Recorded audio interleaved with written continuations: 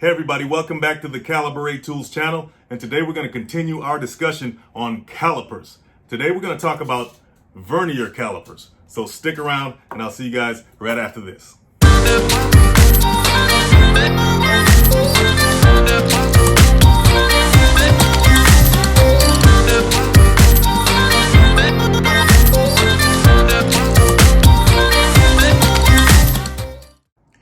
Okay guys, this is a vernier caliper, more specifically an analog vernier caliper.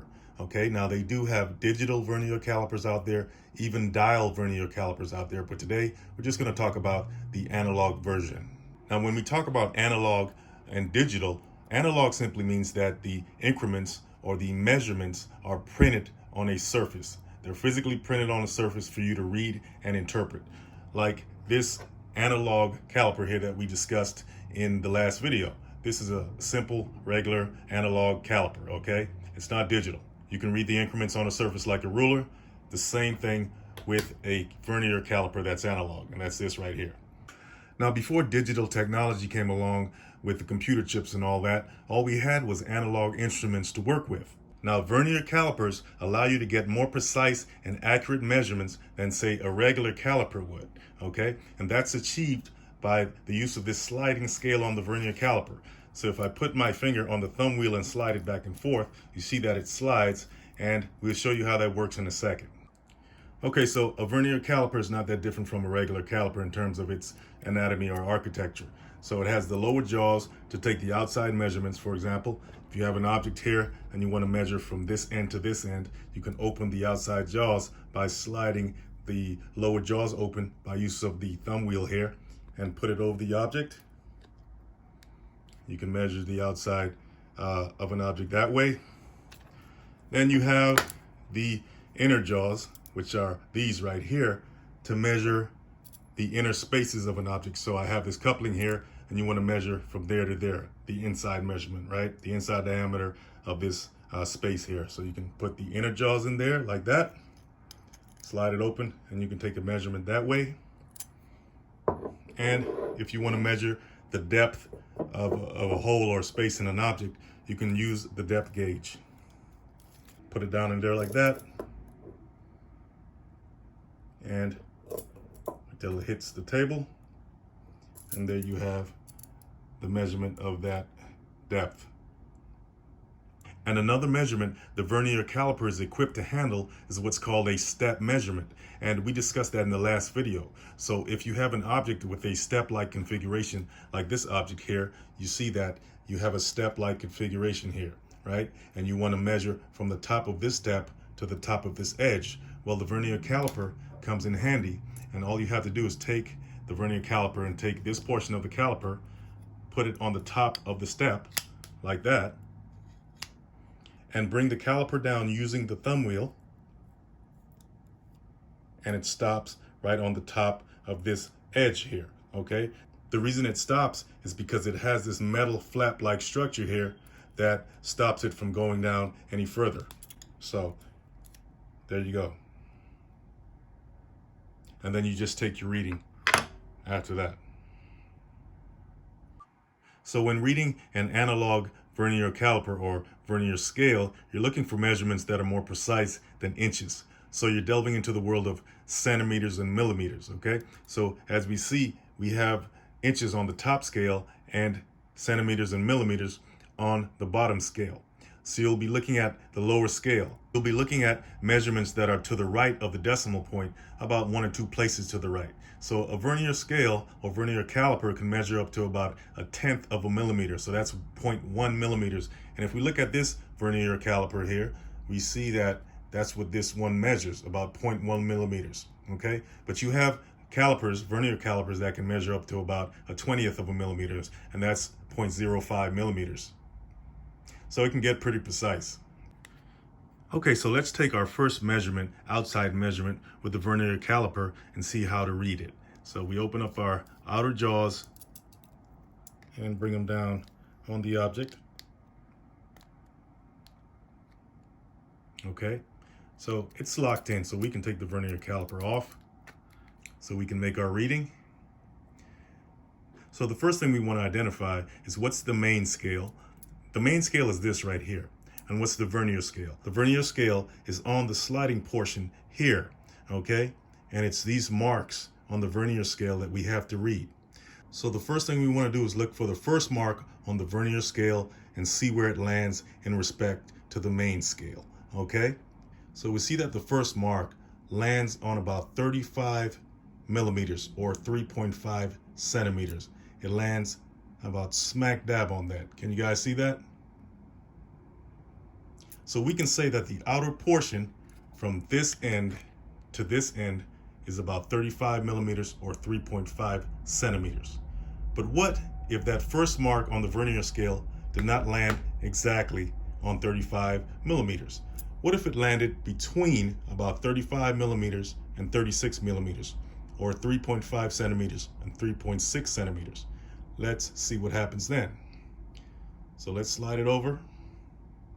Now we see that the mark does not land exactly on 35 millimeters or 36 millimeters, okay?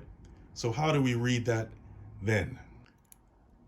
Okay, so the first mark on the vernier scale, which is this right here, in respect to the main scale, lands between 3.5 centimeters or 3.6 centimeters, or 35 millimeters or 36 millimeters.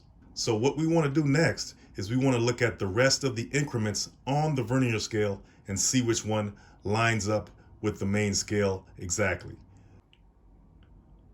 So we see that as we go across the vernier scale, none of the increments land exactly on the main scale increments until we get to about here, which is about 5 millimeters on the vernier scale. So we can say that if your first mark lands between increments on the main scale, in this case, the measurement will be about 3.55 centimeters or 35.5 millimeters.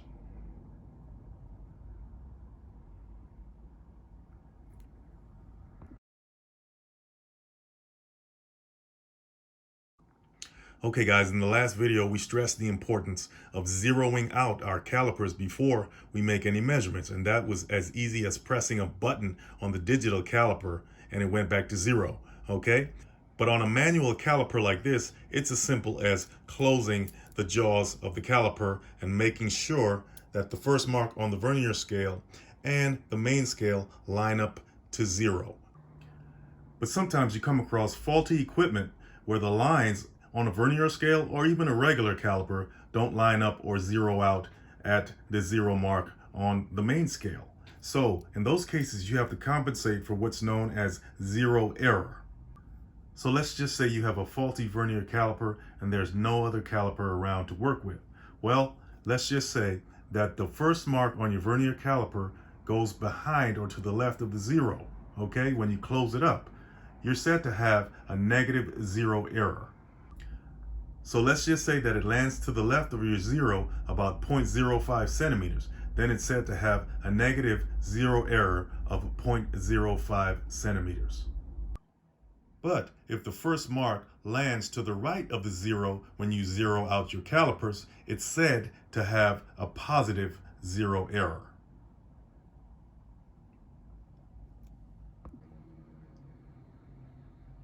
So if you zero out your calipers and the first mark on the vernier caliper lands at 0.05 centimeters to the right, then you have a positive zero error of 0.05 centimeters.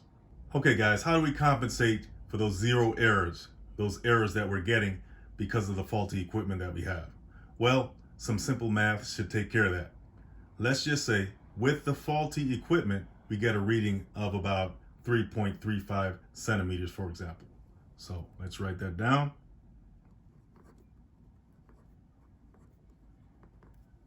And we have a negative zero error of about 0.05 centimeters. So what we want to do is subtract that from the reading that we got with the faulty equipment. So we would subtract a negative 0.05 centimeters. Because remember, that's a negative zero error. So, like we learned in math class, when you subtract a negative number, it becomes an addition problem. So what happens is there's 3.35 centimeters plus 0.05 centimeters, and you end up with 3.40 centimeters as your true reading.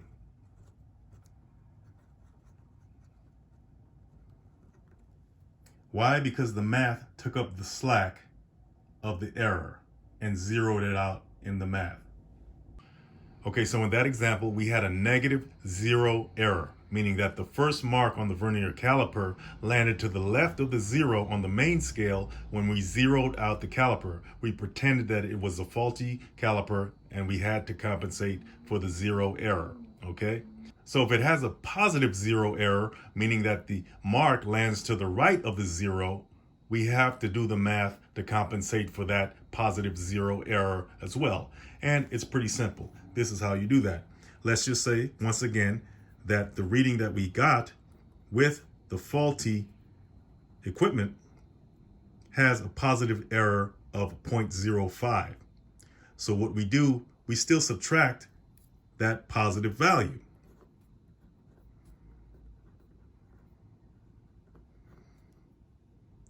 And what do we get? When you subtract a positive number, it becomes or remains a subtraction problem.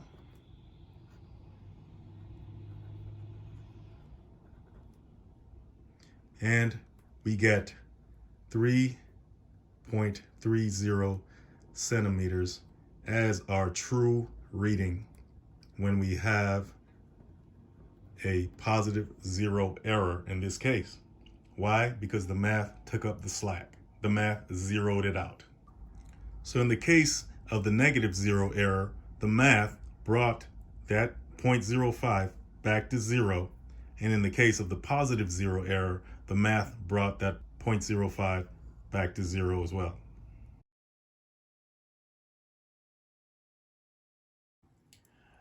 Okay, so when you're talking about vernier calipers, you may also hear of a term called least count. So what is the least count? The least count is the difference between the smallest divisions on the main scale and the divisions on the vernier scale, okay? So what are the smallest divisions on this main scale here? We see that it's 1 millimeter, okay? So in order to get the least count, you have to divide the smallest division on the main scale, which is 1 millimeter, by the total number of divisions on the vernier scale, okay? So what are the total number of divisions on the vernier scale? Well, if you count the total number of divisions, you get 1, 2, 3, 4, 5, 6, 7, 8, 9, 10, okay? So you want to divide 1 millimeter by the total number of divisions, which is 10. And what do you get? You get 0.1 millimeters, okay? And that's the least count of this vernier caliper. And you see that same value embossed on the vernier caliper here, 0.1 millimeters.